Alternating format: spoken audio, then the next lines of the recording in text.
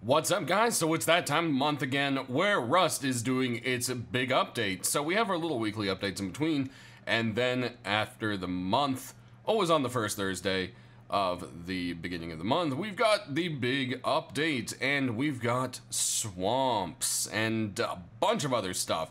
So in my hand, I've got the compound bow. If you haven't checked this puppy out yet or heard anything about it, because everyone has been talking about it, it is a default blueprint, does not need to be researched, does require workbench level 1 to craft, 100 wood, 75 frags, 2 rope. Fairly cheap. Now, if you go ahead and hold down right click, it charges. You'll see the little bar. Now, you can just fire it normally. It's definitely not as fast as the bow, but almost as fast, I would say. Definitely way faster than the crossbow. Now, as you charge it, you can do like a half charge, or you can do a full charge. And the difference between that is you'll do roughly about 75 damage to a fully like high qual set person when it's fully charged. Road sign, you do about almost 95 to 97 depending. They're pretty much going to bleed out. It leaves about a 20 bleed with a full charge on coffee can, helmet, kind of thing. Heavy armor, though, only takes about 15 damage from it. So the counter to this is definitely heavy armor, but heavy armor's kind of been so nerfed, no one really uses it. And anything below road sign, you're pretty much dead. Now, the counter to this, a lot of people saying, oh, now it's going to be early roof camping. Well, if you move while you're charging, you stop charging. So you literally have to stand still. So it's going to be one of those things where it kind of takes some skill, some timing, and hiding in the right spot to be able to even take out a geared player. Otherwise, they're just going to mow you down with a gun before you can get a full charge on it. Which makes it, you know, just kind of a faster, slightly stronger bow when you're moving around. So that's kind of thing there. I'm excited to see what people do with it, and yeah, I think everyone, you know, you gotta give new weapons a chance. Everyone's always asking, we need stuff to fit into different niches. We want a gun for this. We want something that does that. You know, how AK is the only thing that's worth using, blah blah blah. And then something new like this gets added, and then everyone's like, oh, it's gonna be used for roof camping. Nerf it, and you know, eventually it wears down, gets nerfed, and now again it's back to the AK meta. So guys, give it a chance. Seriously, it's a really awesome weapon, and I think it just has a nice spot in the game. Now we're in one of the buildable swamps, so if we can focus on our character, there we go. It also has the "you are here" little thing. It kind of looks like the brown here, but you'll see it's kind of more spotty, and there's kind of green in the center. Like right here's another little swamp. I mean, you can see that if you need to kind of figure out what it is, you can come look at the Bandit Town and be like, oh, okay, yeah, that looks similar to it. And over here, there's also a new little monument, which we'll cover shortly, and that's the abandoned cabins, and you'll see, you know, that kind of has the same thing going on with it as well. So there's usually going to be about 2 buildable swamps per map, depending on the map size, and like I said, it's buildable. So, I mean, you can build in this whole swamp, all of it. You can build over the trash, the junk, blah, blah, blah. The only thing you can't do is you can't build directly through this tree, but, I mean, you can build pretty close to it. And no, this tree cannot be destroyed. So if we go ahead and put a hatchet in, you cannot gather. So this tree is here to stay, which is kind of a cool little thing. You can kind of make like a feature out of it. It also blocks projectiles, so I mean, I'm sure someone can find something really creative to do with it. You know, maybe use this to keep people from getting into certain parts of a base. I don't know. I'm sure something interesting will come out of it. But yeah, that's actually a really cool thing here, and I'm looking forward to building in the swamps. It's a really nice biome. They've done an amazing job on it. You can go ahead and harvest any of these other trees out here. It's just the big one in the center. So another thing that's being worked on slowly, but definitely isn't anywhere near being finished, is the... Whoa. Okay. It's a little bit rocky here. There we go. Is farming. So if you go ahead and you plant your little babies here, we'll plant, oh, okay, it's gonna be weird. We'll plant a row of each. Not that it really matters, but, you know, it's kind of the way it is. So you got that, right? And what you can do is now look at them, and it will tell you age 0 minutes, progress 0, hydration 200, and yield. As they start to grow, you'll see the yield go up. And you also notice the water jug now holds 4,000 instead of 3. And, yeah, we'll just dump this here. Now, I do really wish you could only dump out certain amounts, and you didn't have to do the full thing. But, yeah, now they're, you know, fully hydrated. Now, for some reason, it's only showing on the hemp. I don't know why corn and pumpkin aren't fixed yet. I'm not sure if that will merge. There's also this composter, as you'll see right here, that's going to be put in. I'm not sure of its function. I know once, ages ago, Hulk once mentioned maybe being able to grow your own explosive materials. So instead of farming sulfur, you could make like a compost fertilizer kind of bomb, sulfurish kind of thing that would substitute it. So you could choose to either be a farmer and farm it, or you could choose to be a gatherer and mine it. I don't know if that's still a thing. That could be completely thrown out of the window, but we'll see once the composter has more information about it. I'll definitely cover that. So let's go ahead and take a look at the new other little swamp. Alright, so we're coming up on it, and like I showed a second ago on the map, it's called the Abandoned Cabin, and it's this little swamp right here. Now, this one is not buildable, it's actually just like a little monument area, and it has a couple little sheds. So you can go ahead and get to this one. It says, keep out. And it has some low-level loot. There's usually a brown box in here. And no, you cannot break this trash can. Cannot gather anything, so... oh, these trees you can. And yeah, as you kind of hop around the little swamp here, there's loot, you can get barrels around it, but the main thing is over here in this little building. And you'll head into this one, and there is a little trading window, which I thought was interesting. It's also facing outwards, so that's kind of interesting. And yeah, there you go. Got that, and there's usually, wait, is this the wrong building? I think this is the wrong building. Is it this one over here? Oh, yep, you go upstairs in here, and there's a desk. And this desk should have a green key card, but for some reason there isn't one here right now. Well, take my word for it, guys, this is supposed to have a green key card, and just looks like it doesn't currently. But yeah, this is the little swamp, little monument. There's usually, seems to be about one per map. And yeah, it's just got kind of, just another little area for a little bit of tier 1 loot, pretty much.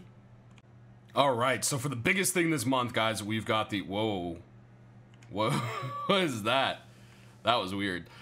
We've got the Bandit Town. So this is a new monument. It's similar to the Outpost, but instead of being occupied by scientists, it is occupied by the bandits. And you'll see these guys are usually wearing heavy armor, except for their helmets, but they're still pretty hard to kill. I mean, you could kill them. You could technically kill every single one of them in here, but they're all going to start shooting you. And there's a way to wipe them. I mean, they'll start respawning eventually. But, I mean, you could technically wipe and dominate this place for the time being. And you'll notice they don't care if you have a weapon out. Now, that isn't universal. If you get into the casino, which we'll check out in a second, you cannot have a weapon out. They also will start killing you if they see you kill someone else. Now, that doesn't mean you can't kill someone, and the quieter you do it, the less chance of them actually caring. So that's something to keep in consideration. Also, the cooldown here is 50 seconds. So if you know, team off, kill someone, whatever, blah, blah, blah, you know, it's a 50-second cooldown before you can come back. And if that doesn't work, letting them kill you will allow you to come back in instantly. So that's kind of something to think about right there. Now, some of these guards patrol, other ones stay put where they are. This place is just amazing. It's got this ambient fog to it. Finally, the windmills are seeing some use. Of course, it is just visual right now, but it's still cool to see it in-game, actually. And, yeah, there's all sorts of little shacks around, and some of them have little hidden stuff, like there's a tier 1 workbench, and this workbench doesn't work, however. Never mind. I just realized that. But there is a repair bench upstairs in this one here. And we're just going to kind of check out each little building as we go around. So this place has got a little trade window. I guess if you wanted to use it, does it even work? Yeah, it works. So, there you go, you got that. And, yeah, not all of them have a special feature, but they're just, this whole place is unique. This is just a really, really cool monument. But the main thing here is going to be the stores and the casinos. And let's see, we pop into this place. I love these, like, little tables they made. Here's the research bench up in here, and there's a guard watching to make sure nothing weird happens. As we continue over here, we get to our first shop, and it's the weapons shop, which has now a very beautiful sign, courtesy of Tom, I believe. And so once you get here, you can actually buy the uncraftable weapons. Now, these weapons are not craftable anymore. Or, they haven't been changed to being craftable, but they are now purchasable. So 500 scrap for an LR, 250 for the M92, and 250 for the Spaz. These prices could still be adjusted if the devs feel they need to. They already adjusted them. They were way cheaper the other day, so they've already bumped them up a bit. And if you think about it, they aren't researchable, so it's not like you can buy it and then have it forever. If you want another one, you're always going to have to come by and buy it. So, you know, that's kind of the balance there.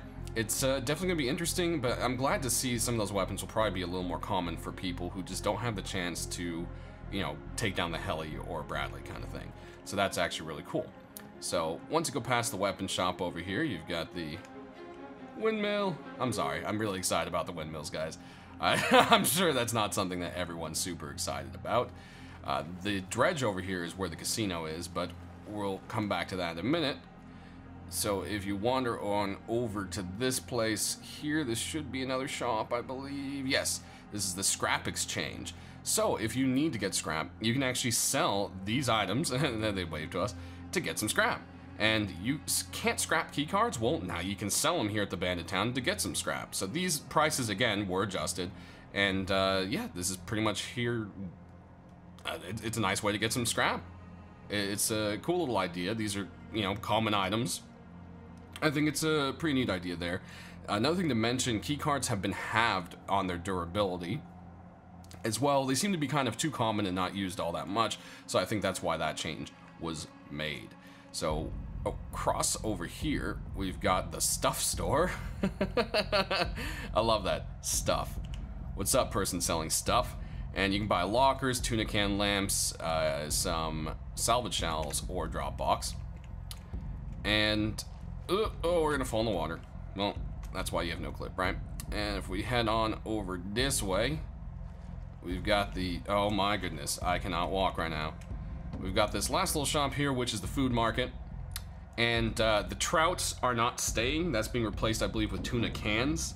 I think the main issue with that is people saying, oh, one scrap and you get a bunch of free animal fat. So, whatever. But you can buy some of Helk's pickles, you can get yourself a water jug, and you can get yourself some corn. And, well, corn seeds, I should say. So you can start your own little farm. I'm sure some of these shops may see additional items added to them eventually and so forth. But that's kind of the basic right there. Now, the main part here is going to be the casino, like I said. So you go ahead and head on into the dredge. Now, as we come up here, you'll notice it should give us a weapons warning soon. Once we, yep, so disarm immediately. So this is pretty much the point where you can't pull a gun out anymore. And we've got our big spinning wheel. Woo! So what you want to do is you want to mount one of these things, and you're going to go to the little gobble gobble box. Oh, it's choosing. All right. And you're going to drag your scrap into here. From that point on, you can then drag scrap up into different sections. And I'm going to bet on purple and green. All right. Let's do that. We've got 25 seconds. So purple and green. Yeah. Casino's a little empty today.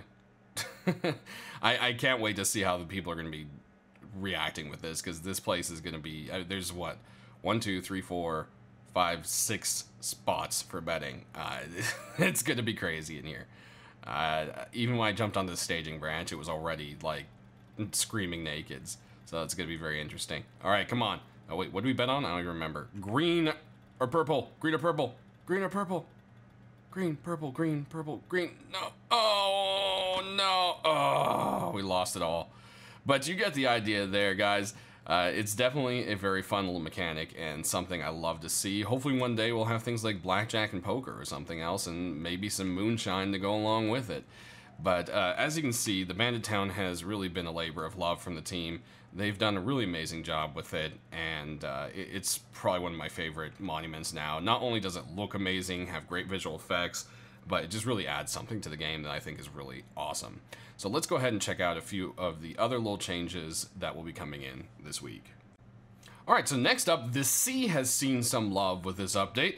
I don't know if this is meant to be, I just kind of came across this, but this is a diving site that's in very shallow water. I'm not sure if that's a new thing, but this is actually really cool seeing this right here.